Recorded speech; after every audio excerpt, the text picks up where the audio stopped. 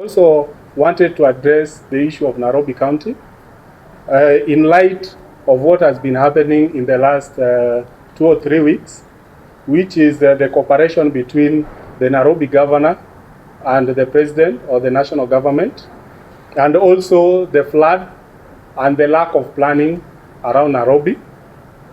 To give a background, because we have seen people saying because of this the governor should be impeached or whatnot, without picking sides in that discussion, we want to say as Mtetezi that we have looked at this issue, and Nairobi issue is deeper than one individual.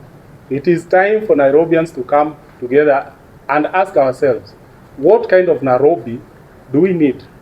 Because we know that Nairobi as a capital city wasn't really in the original plan of the settlers.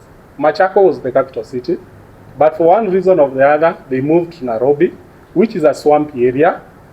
But the drainage that they set up in the 1960s, when our population was 20 times less than it is right now, is still the one that we are using. And this is why small rain, we get flooding.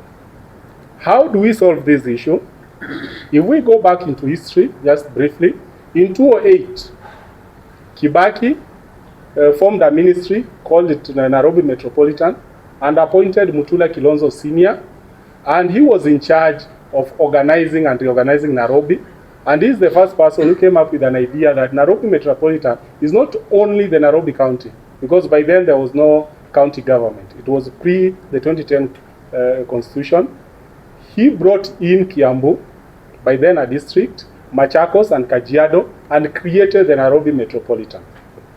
He tried to resolve this because Nairobi as a center has so many services and amenities that by then couldn't be covered by what was then a mayor. Then Uhuru came in, and he tried after COVID. He brought in the NMS, or Nairobi Metropolitan Services, and we remember the current administration campaigning saying NMS is bad, and the moment they take over, NMS will be liquidated. When they came in, true to their words, they disbanded NMS. But 3 years later, they are now in a cooperation with the Nairobi government or city-county government, and we saw a very rushed public participation exercise so that they can legitimize, which has brought us to look at what are the real issues of Nairobi. We feel that Nairobi shouldn't be a county. And as a grassroots economic justice movement, we are pro-devolution. This is not a fight against devolution. But Nairobi is unique. And we have seen it elsewhere. We have seen it in the US, where the Washington DC is not part of the states. It's a federal authority. We have seen it in Canberra in Australia. We have seen it in London, where London is a metropolitan authority. Even closer home, we have it in Abuja, which is not part of any state, a federal state of Nigeria. We also have it even closer home in Addis Ababa. We feel that it is time, instead of having a public participation on whether the county government and national government should work together on an 80 billion deal, we need to expand this conversation into, do we need Nairobi to continue as a county where every 2 years the president steps in and then the citizen starts complaining, then we have to face all these issues?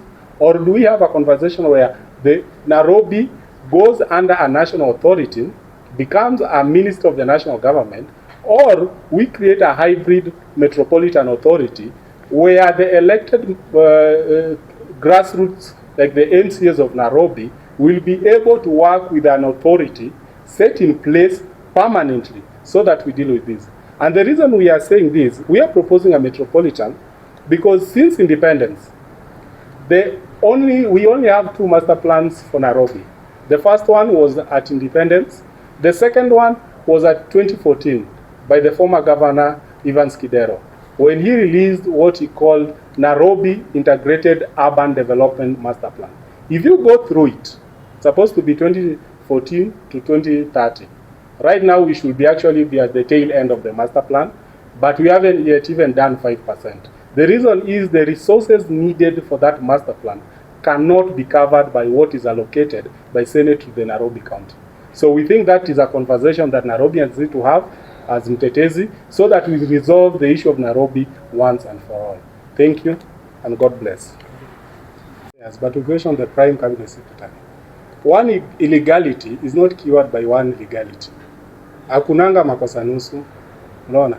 So, actually, if you see in our press, we are addressing the PS for Diaspora Affairs, one Njogu, because she's the one directly in charge.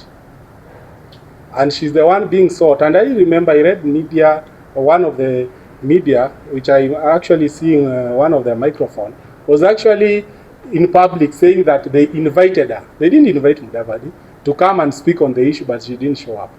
So Kenyans need to know. Our concern is the people who went around promising these jobs. It was Mutua, it was President Ruto, and the PS for Diaspora Affairs. Secondly, on your issue that there are people who can leave Kenya without the government being aware. Can you leave Kenya without a passport? The government is aware of anybody, unless you're saying they're sneaking in through the borders. These people are going through JKIA. They are not sneaking out. And actually the government mobilized them in a program they call Kazi Maju. It was a government policy. And even in these briefcase companies, if you have a policy, you must have an exit strategy in case something goes wrong. So if they had a Kazi Maju to take people to the Gulf, they must, unless they didn't think through, they must also have, how do we bring these people back if it doesn't work out? So the issue of there is an illegal, what are they called? Agencies taking people. Actually, that's their job to make sure there's no, what can we do as citizens? We pay them taxes so that they ensure that everybody that goes Maju goes in a proper way so that they can be brought back. And lastly, on the issue of the illegal agencies, I think that's another issue that actually he shouldn't be using it to justify. He should actually be answering why they allowed illegal agencies to take Kenyans Maju. So for us as Mtetezi, for now, we don't want to go into the technicalities. We just want our people back while alive, because we are happy to say that so far they are all alive. Please bring them back while they're still alive. Thank you. Unless you have something to add. So, nikiongeza